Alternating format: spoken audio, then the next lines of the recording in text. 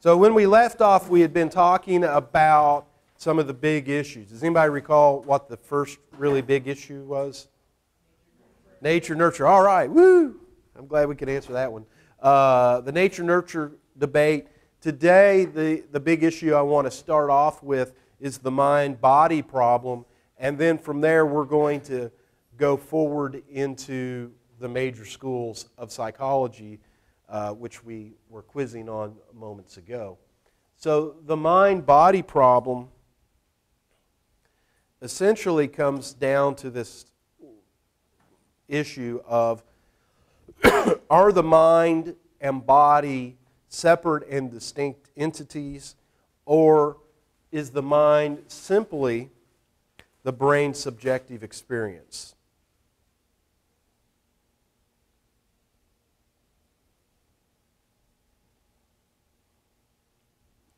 And this is a significant question, one that has its roots as far back in history as there's a written record. And in fact, it appears to go back before the written record. In Neolithic times, the New Stone Age times, across the world, so in Europe, in the Old World, and in the New World, here in our hemisphere, there was a practice called trepanning. And what you can see, here's a sketch. This is a sketch of an actual skull. It's not a cartoon in that sense. Where you can see right in this area, there's a hole in the guy's head. And the presumption is that the people of the time had a sense that they could let perhaps evil spirits out. If someone was troubled with mental health or had problems, evil spirits could be let out through this hole. That's the presumption. And you can kind of see how people might get that idea. We know that very early on, cultures figured out that if there was a closed head injury, so if you got hit upside the head with a rock or with a bat or something, that if they figured out if they could pull those indented portions of the skull back off the brain, that people would do better. And so that was very likely how this sort of practice started. In South America, they were particularly gruesome, if you will, in how they did this surgery. They had obsidian rocks, so those black glass-like looking rocks you've probably seen in geology class. They would just scrape the skull away a little at a time. Yes, ma'am?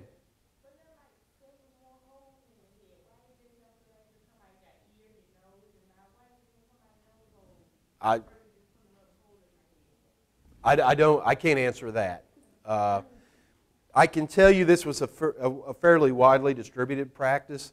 If my memory serves, when I did this drawing, it was a skull that was from France, which they took a little bit different approach. Now, interestingly, not only did they do this, but people survived. And we know that people survived because there would be signs of healing around the rim of the operation. So we know that, I mean, that's kind of a weird thing about that, because they did not have anesthesia back in the day, right? So you can just imagine it would be like somebody with a rock scraping through to your, kind of like the, I can't do it on this board because it's a bad board, but you can imagine that chalkboard screeching kind of thing, except be in your head. Other things that are interesting is there are multiple specimens of skulls where people had multiple surgeries. There's a couple of these skulls where people kind of end up looking Swiss cheese-like. Now, very likely, one of the diseases that would have led to this would have been epilepsy, which I probably have mentioned at some point already, was referred to in the day as the sacred disease. And I'll have a little bit more to say about that. So that's way back in the Stone Age time. They had some sort of sense that things were coming out of the brain. So that was kind of interesting. In ancient Egypt, however, excuse me, my allergies have me going through puberty. Good times. They had a very different view. This is an illustration out of the tombs of Egypt. They had a cardiocentric view. Cardio, like your heart, very much like that. So they thought that who we were came out of our heart. Now, what you're looking at here is a burial scene of one of the pharaohs, and it's pretty cool. And what you have is Osiris watching over this this ceremony, and what I want you to pay attention to are these scales right here. And the idea was that after death you would have your heart, which would be on one side, weighed against a feather on the other. And if your heart was as light as the feather, then you were good to go in the afterworld. If not, you got fed to a rather unpleasant beast, I think pronounced Ammit, with a crocodile head, front legs and bodies of a lion, and the back legs of a hippopotamus. And that's this charming-looking creature right here. So they were pretty much all about the heart. The heart and many of the organs would be carefully removed, preserved, sent with you on to the afterworld. Your brain, on the other hand, apparently they thought acted as a radiator. And they didn't have a lot of regard for the brain. They had this kind of forked stick, jagged stick that they would shove up through your nostrils and yank out your brains and clean out your skull, and they would discard them. So the Egyptians weren't that big on the brain as being the seat of where we're at. Moving on in time to ancient Greece and Rome, which I know is terrible to group them all together. See my little Roman guy? I did that. We see some divergence in thoughts. We have Hippocrates, who wrote on the sacred disease, and he was very clearly of the school of thought that said that who we are comes from our brain and not from other places. He said that men ought to know that from the brain and from the brain only arise our pleasures, joy, laughter, and jest, as well as our sorrows, pains, griefs, and tears. It is the same thing which makes us mad or delirious, inspires us with dread and fear, and whether by night or by day brings us sleepiness, inopportune mistakes, aimless anxieties, absent-mindedness, and acts that are contrary to habit. So Hippocrates very much it's the brain school of thought. In Roman times, we have the physician Galen, a name that you will probably hear again through your college career. I hope you do. Galen was, like many of the famous people of this time, something of a polymath. He was a physician, and he had the interesting job of being physician to the gladiators. So the NFL of the time, if you will.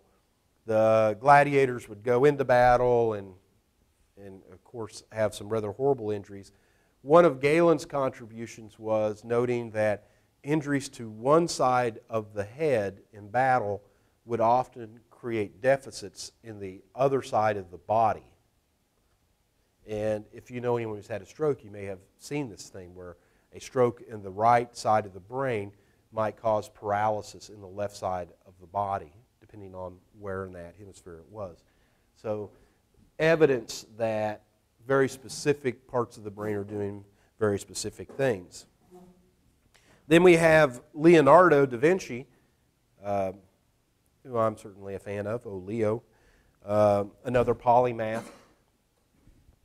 Around 1500, Da Vinci is starting to dissect human bodies in order to make his anatomical drawings and his other art more anatomically correct. And the church, the Catholic Church, which is the only church at that point in time in the area, was not real big on this. They considered it desecration of the body, and very difficult to get permission to do this. It kind of put him at odds. But what Da Vinci came up with was an idea, the sensus communis, which is the root of a term you know now today as common sense. But what Da Vinci thought is that all sensory messages arrived at a single processing place in the brain, and he thought this was also the home of judgment and thought.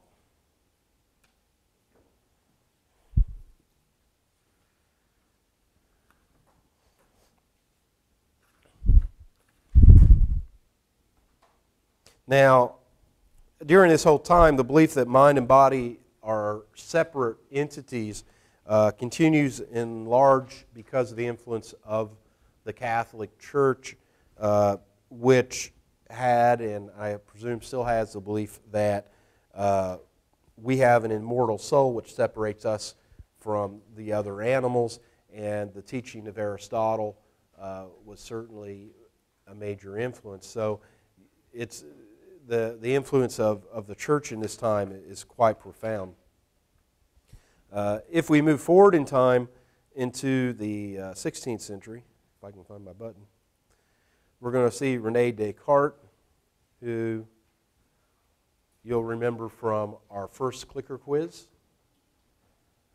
The guy, kind of the Three Musketeer looking guy. René Descartes is famous for proposing a point of view called dualism, and very simple. In dualism, the mind and body are separate, so he's in perfect alignment with the church on this. What makes René a little bit different and a little more interesting to us is Descartes realized that if you're going to say that there's a supernatural entity out there that is the soul that interacts through our body in some way, then you have to be able to propose some reasonable manner in which that can happen. And so René Descartes, looking at brains, noticed a feature of the brains that's very pronounced, and that feature is that there's a mirror image of the brain on each side. So one side's kind of the mirror image of the other. If you have a temporal lobe on one side, you have a temporal lobe on the other, so on and so forth. And that holds true except for the entire brainstem, which is also, to some extent, a mirror image. There is, however, one place in the brain where you don't see mirrored structures, and that is the pineal gland. And the pineal gland's named that because it looked to somebody like a pine nut. So this is where René Descartes said the seat of the soul resided. That was the place where that happened.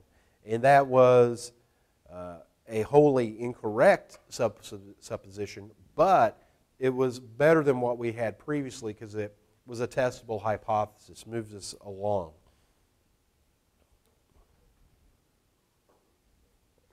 Excuse me.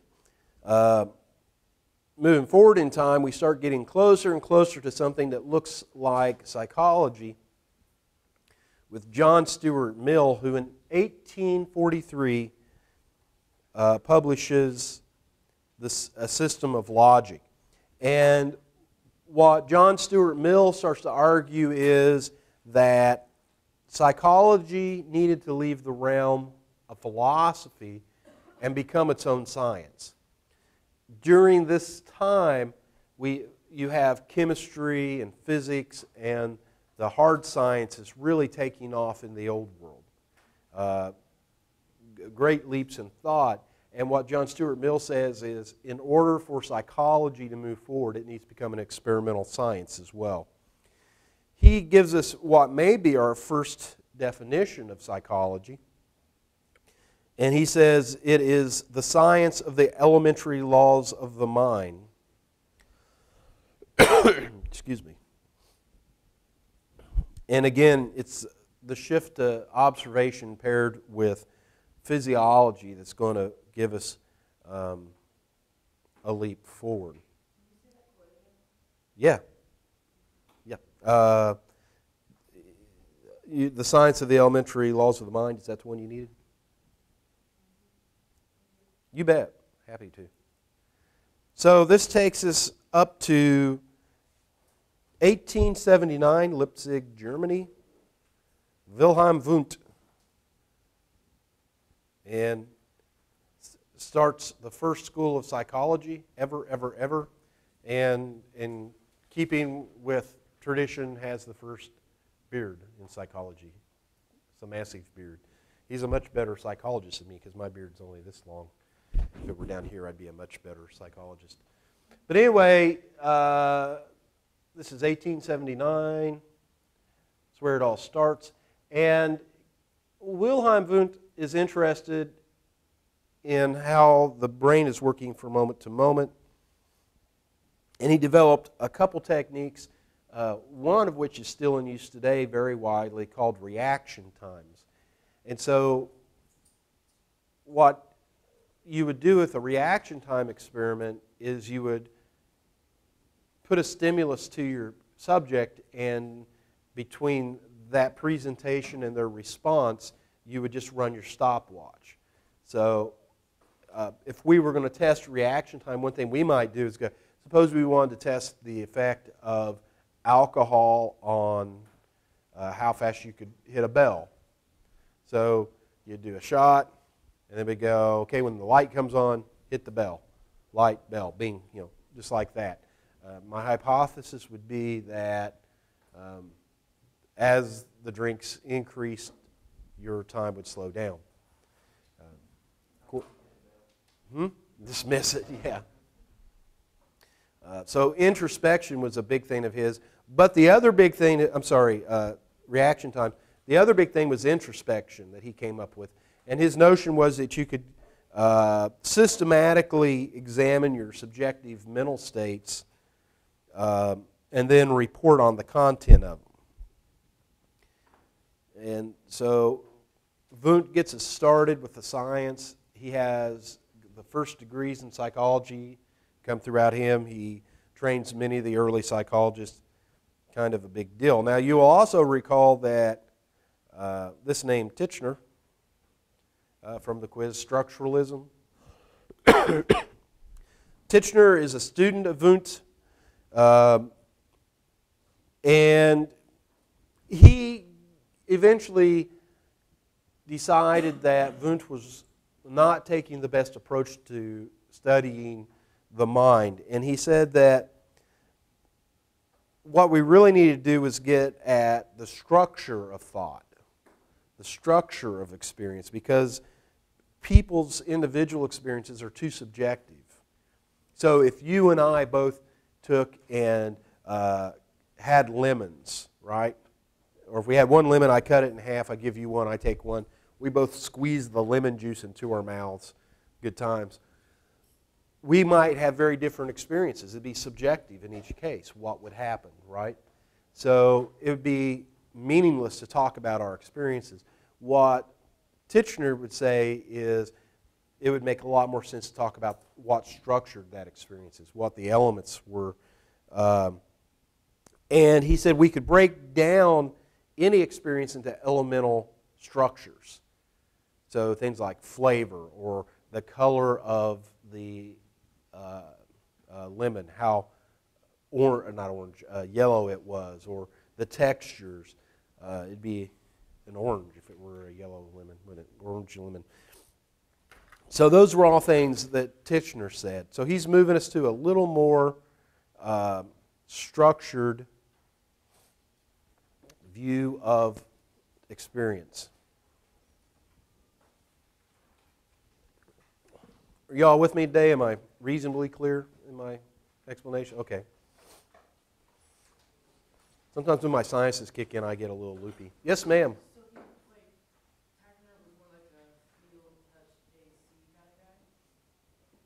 Well, yeah, he wanted to reduce everything down to its basic elements that would be common across everybody.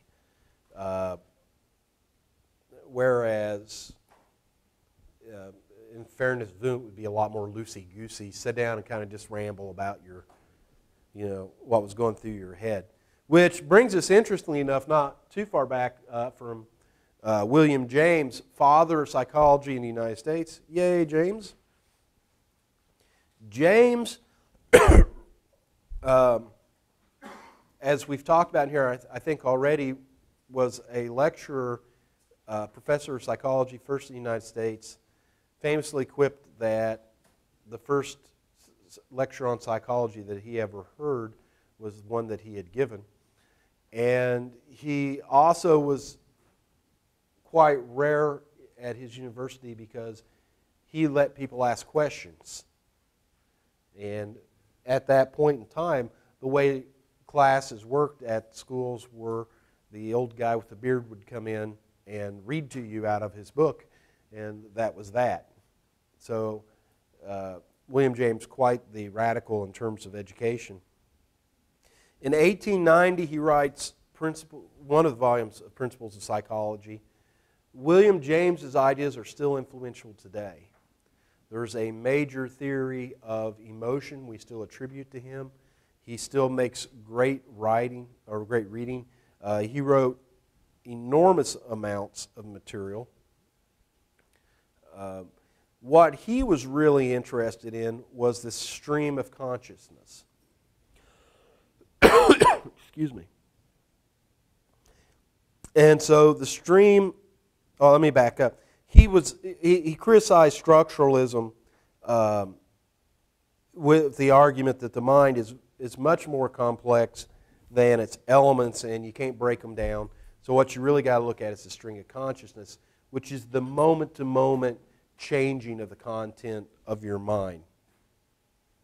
And the best way I can describe this, excuse me, is if you've ever been laying awake at 2 in the morning trying to go to sleep, and you kind of have that little voice talking in your head, like, oh, I got to go to school tomorrow.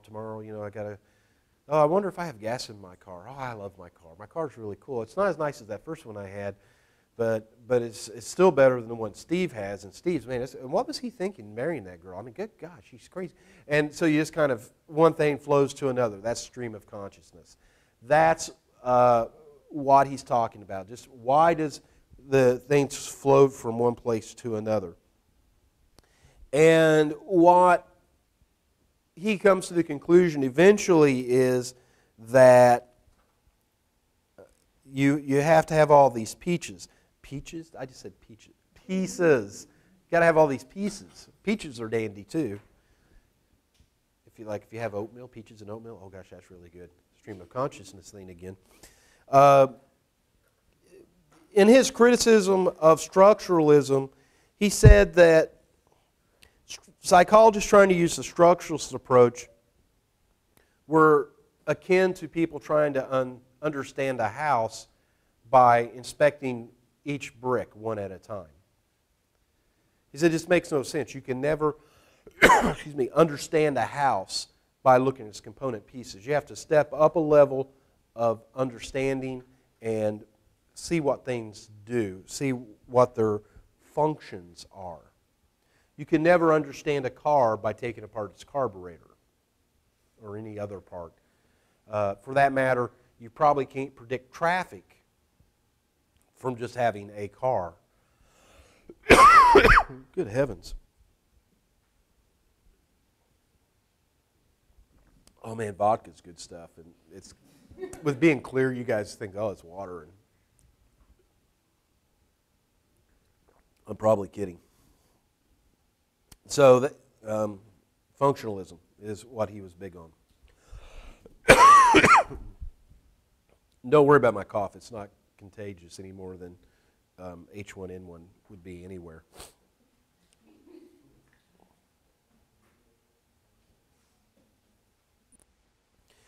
Now, he is also greatly influenced by evolutionary theory. And psychology to this day is tremendously influenced by evolutionary theory. And I don't remember if this one's in your hymnal or not, but it's one of the great cartoons of evolution ever. So it's like the great moments of evolution. You got the ball setting up on shore. I like that one. But anyway. Now this character here normally gets credited. This is a young Charles Darwin before he got his beard on. His is every bit as nice as the other psychologists that come way down to here. Darwin normally gets credited with evolution, but that is an error. Evolutionary thought had been around for some time prior to Charles Darwin. In fact, his grandfather, have I mentioned his grandfather in here yet? Erasmus, what a great name, had his own theory of evolution that was kind of akin to the Lamarckian theory. Excuse me. And where Darwin's contribution actually comes in, it's not evolution. It was apparent that evolution was happening to most people by his time. But where Darwin contributes is he figures out mechanisms. So evolution by natural selection, by which things can happen. He takes a boat ride, which you may have heard of, Voyage of the Beagle, which was from the very, very end of 1831 to the very end of 1836, where he is the naturalist aboard the Beagle. And his real job on the survey ship was to basically be the friend of the captain. Because in the Royal Navy at that time, the captain really couldn't associate with any of the crew or officers. And so this is a survey ship. They're going out there trying to map things, basically. And Darwin gets hired on to be the naturalist and Fitzroy's buddy. And one of the great ironies of the time, or of history, Captain Fitzroy picked Darwin for this role in part because Darwin had been clerically trained, and he thought that Darwin would have a very biblical take on evolution and naturalism. Oopsie. Fitzroy ends up killing himself, I believe. Not on the trip, but kind of a troubled fellow. And let's see what we got here. So this is, I'm pretty sure in your book, it's a depiction. Mercy sakes. I might as well smoke if I'm going to do this. Just light up. A depiction of, or an example of one of the ways in which natural selection would work. And the logic is such that if you started out with some beetles, I think these are beetles, and some are brown and some are green in color, in the environment, even if you start out with equal numbers of them, so you have 50% brown, 50% green beetles, some of them are going to survive better because they're harder to see, and birds will have a harder time eating them. And just because more of them survive because of that trait, they'll have more offspring in the next generation, and so on and so on. That's one of the ways that natural selection works. But I can tell you across many, many areas of psychology, evolutionary theory is quite impactful, very important, and he was a very big influence on William James. Here's a little trivia thing for you. Believe it or not, one of the big influences that structured Darwin's thinking was geology. Structural geology, figuring out layers of sediment. What happened first was really big for him. Of course,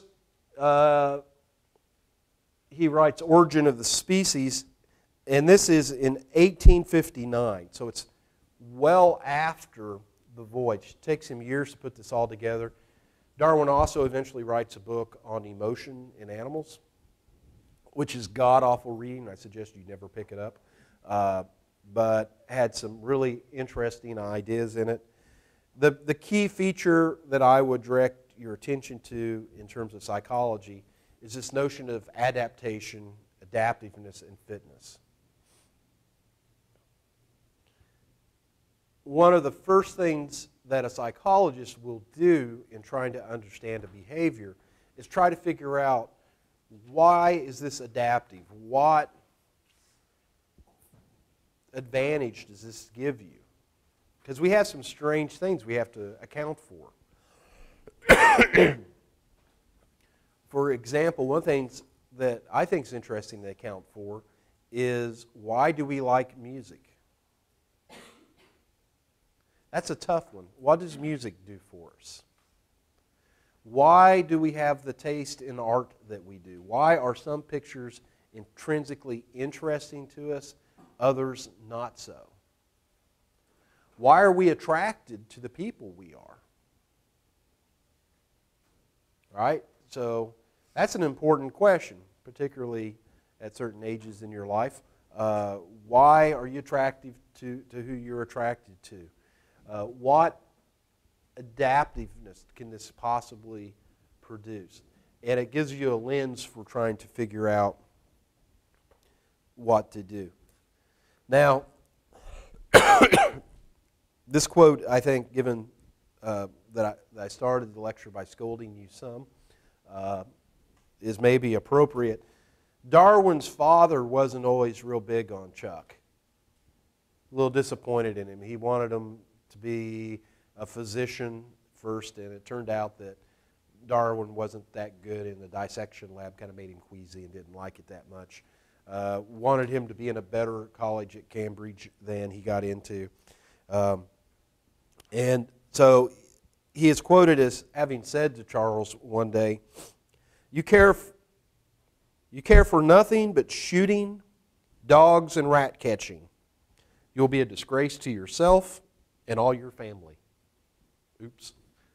Wrong. Chuck did all right. So even though you weren't prepared for the quiz today, there's some hope, right? Also, I'd point out that that quote gives you the importance of getting your commas right, because without the commas in the right place, he would have said you care for nothing but dog shooting, and that would be bad. Got to watch those commas. They'll get you in trouble. Moving forward in time, I believe we saw this cartoon earlier with the hippopotamus. Gestalt psychology arises, and its founder is Max, who, in the back row, you remembered Max, good for you. Max Wertheimer. 1912 forms the Gestalt school, an absolute rejection of structuralism. It says you got to perceive the whole. You just got to perceive the whole and not the parts. Another great name in Gestalt psychology is Wolfgang Kohler, and that should be 2 dots above the O. Excuse me for a moment here. Wolfgang Kohler was interested in a number of things, but one of the things that he is probably best known for is studying chimpanzees and their learning. And he would give them these problems to work out, like he'd put them in cages and they'd hang a banana out of reach. And then so he would put a stick in the cage with them and see how long it took them to figure out, whack the banana down, right? And once they worked that out, he might move the banana higher and give them 2 sticks that could be put together. And his conclusion was that these critters were having insights, he called it, into the problem. And so you certainly couldn't have insight learning if everything was 1 brick at a time, as we've discussed previously. So context is very important. Finally, well, not finally, but moving on, we have the emergence of a school of thought called behaviorism. And this guy is John B. Watson. And it's hard to tell the story in line at this point because there's a lot of things going on at the same time. In large part, he's also going to be responding to psychoanalytic thought, which we'll talk about in a minute. But he's rejecting all of psychology to this moment in time.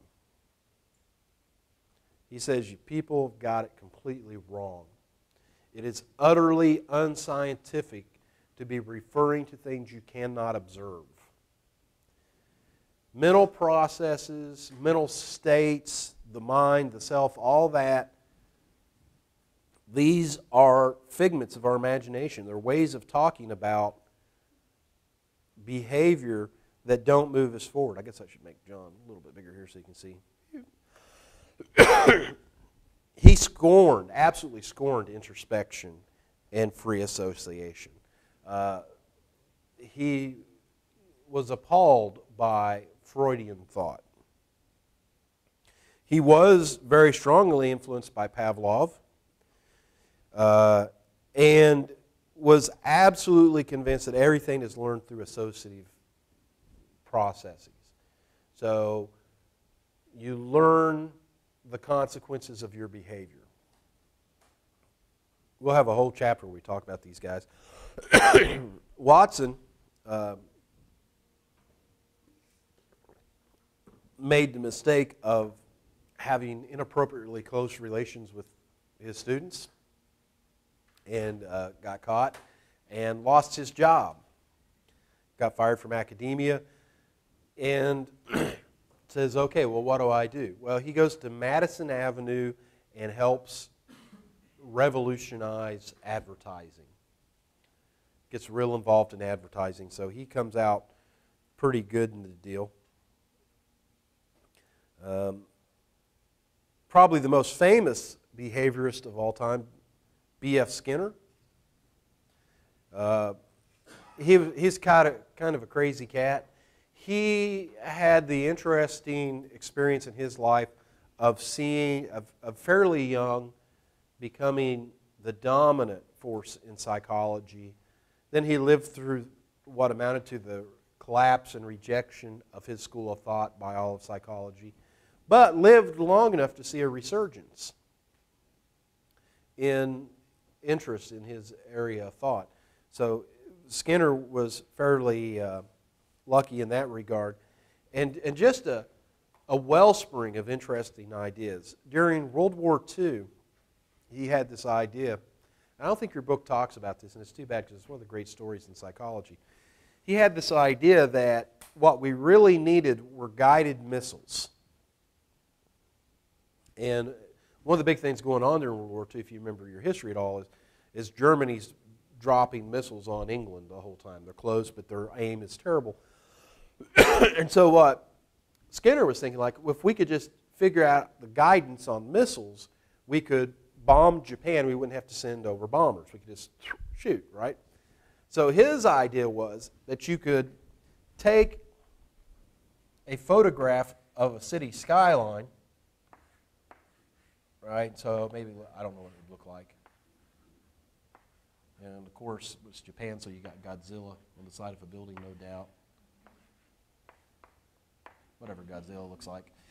But anyway, what he thought is he could take a picture of a skyline that you wanted to bomb, and then you take a pigeon and you reinforce the behavior of pecking where you want them to strike. So say you wanted them to hit this building, you would put your crosshairs in a picture. Well, that's just what a guy needs to chalk when he's sneezing already. But anyway, the pigeon would be trained that you put this picture in the machine with the pigeon and wait for the pigeon to peck. And pigeons do that fairly fast. And so when the pigeon started to peck on the screen, you'd give it a little food. And guess what? It would peck on the screen more. But then you withhold food until it pecks a little bit closer. Then you give it food. So guess what? It pecks more. So it's not that difficult to train your pigeon to peck on the crosshair. So Skinner's idea is you train the pigeon for the target.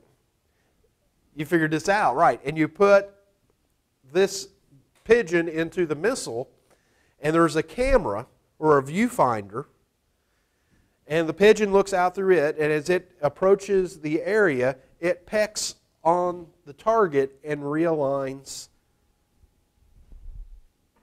the bomb. I know, great. Didn't get that far. It was ahead of the technology. But that's one of the many things that he figured out that you could do. And I know you're laughing, but just think how often you get bombed by pigeons. So Skinner develops a whole philosophy, and we have a lot of our learning material later in the semester that's going to be speaking to his view. B.F. Skinner says, look, if you're going to be talking about a science of behavior, things have to be observable. So mental processes you can't refer to, and they have to be measurable. You have to operationalize, you have to define things so that you know exactly what they mean. In 1971, Skinner writes a book called Beyond Human Dignity, and he argues that mental states are an illusion. But one of the things I find very interesting about the behavioralist crowd is they're very adamant that there's no you, that this sense of you that you have is entirely illusory. I can't say it today. It's an illusion. But then Skinner also comes out and writes a book about how to form a better society, which you couldn't do if you really believed what he believed. So it's kind of a weird thing, but there you go. Psychoanalytic theory is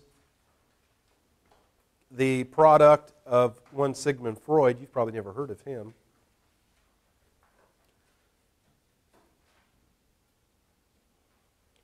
Somebody remind me, and I'll put up, there's actually video recordings of him and some audio recordings of him that are pretty rare that we have available toward the end of his life. Freud was an odd fellow, I think we can say. But he was a neurologist, became interested in mental conditions, particularly hysteria, which were psychosomatic illnesses, things like you might be blind with no good reason for being blind, that sort of thing. And so you have these unidentifiable causes for physical problems, hysteria, which interestingly comes from the roots. The idea, to show you how arcane some of our thinking is, even in the last century, the term hysteria's roots comes essentially from a translation that means wandering uterus. So what the supposition was is that it was normally more women than men tend to suffer from hysteria, was that the real problem is the uterus had gotten loose and was wandering around, and that was causing the problems. That's the root of hysteria. Now, I'm not saying that that's right. I'm just telling you what the roots of the word were. Freud was very interested in the unconscious and its impact on behavior.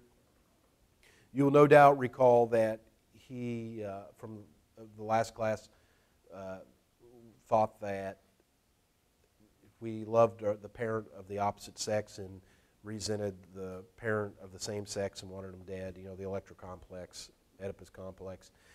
He did contribute a great deal. Until this time, unconscious contributions were largely ignored. That is a problem because most of our mental processes turn out are unconscious. They are not aware. They're simply not available to awareness. Excuse me. Sigmund Freud pioneers the case study. So if you go and read Freud, what you will see is he'll be talking about an individual patient, and he'll extract his theory from those. Now, the case studies are a wonderful thing. They're a way to identify some general premises from a small group, but the problem is that they don't always extrapolate well. And he was using as his study group decidedly unnormal people. But then his theory of personality encompasses everyone, so it leads to some problems. Freud is very much with us today, not so much in psychology departments, but go over to the lit department, I'm sure they love him. A lot of terminology you use comes from Freud. If you have ever used terms, someone being anal retentive. Who's heard of anal retentive people? Anal expulsive. Nobody's heard of anal retentive people? Come on. Phallic symbols, he's big on that. Just repression. You heard somebody repressing things. That's Freud. If my mind was working better today, I could give you more examples. But Freud has given us a lot of things that are very much with us still today. And so psychoanalytic thought tends to be a fairly dark view of human nature, by the way. In response to psychoanalytic thought, in response to behaviorism, which is very mechanical, there's not a you, according to them, humanism arises, and humanism's trademarks are that it's a school of thought that is positive in outlook in terms about human beings. They think that people are good, basically, at the end of the day. And they're worried about growth and growth potential. You have Carl Rogers, who's the famous guy from the 70s from this group. And also Abraham Maslow, who we'll talk about more under motivation later in the semester. And the criticism that's probably come out of the humanistic movement has been that just as Freud is too dark, too bleak in his outlook of human beings, the humanist movement is probably too rosy. But the humanist school of thought definitely peaks in the 60s, well not peak, starts emerging in the 60s and 70s, very strong today as well. More recently, we have cognitive psychology, which is not involved in personality issues whatsoever. By the way, this is kind of like trident-looking thing, the pitchfork-looking thing. That's a symbol for psychology. It's a Greek letter. So if you see me writing that, I'm just being lazy. And so learn it. So cognitive psychology is the area of psychology that is concerned with mental functioning, things like intelligence, thinking, language, memory, and decision-making.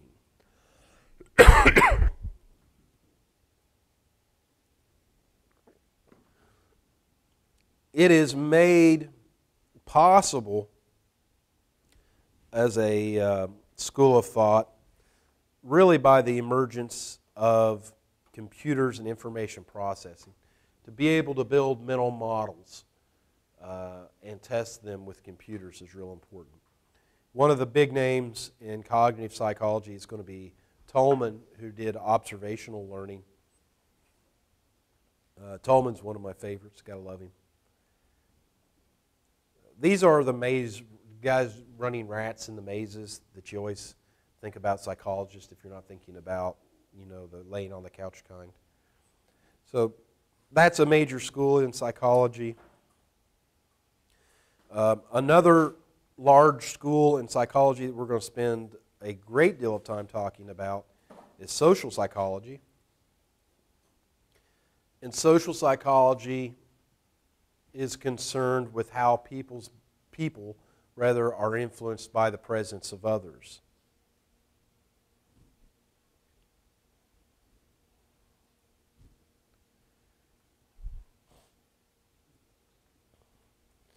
In particular, social psychology, I think, comes into its heyday immediately after World War II, where a couple of social psychologists become interested in the idea of the atrocities that occurred during that war.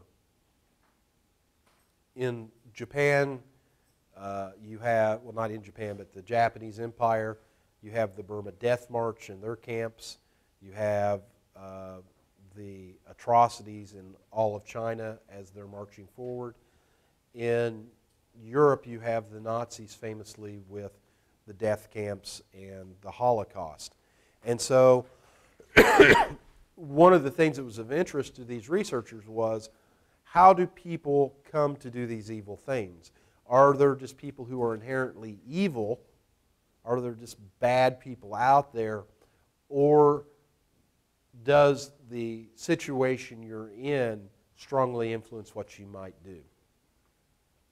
A couple of the big names are going to be Kurt Lewin, who I can't really point to any single thing that Kurt Lewin is famous for, but he was very prolific in research and was very much involved in training a number of students. The second guy, Solomon Asch, was really interested. He was one of the guys worried about World War II, and he had a very interesting study that we'll talk about later in the semester about conformity. And so those are the big schools of thought. And that is kind of setting the groundwork for the rest of the semester. From here we go on Wednesday to talking about research methods, how we know what we know. And then after that we can start digging into some of the other things of substance. In the